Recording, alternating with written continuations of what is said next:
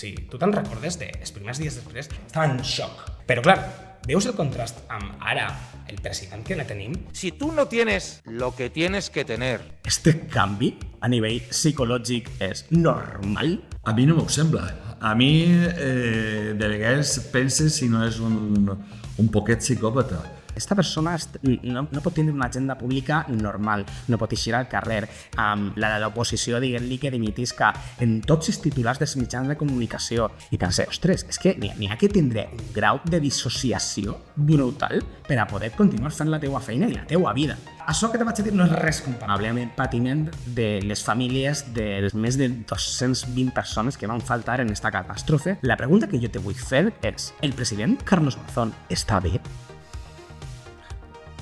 Jo te dic, si Joan Baldoví hagués sigut el president, si Joan Baldoví hagués fet tot el que hauria tingut que fer eixe dia, si haguera estat en el centre d'emergències, si haguera enviat l'alarma a temps, si haguera atès totes les peticions d'ajuda que venien i que no eren ateses. Fins i tot així, Joan Baldoví no seria mai la mateixa persona. Només que haguera mort una sola persona, seria una persona que portaria sempre al coll. I probablement jo no seguiria de president.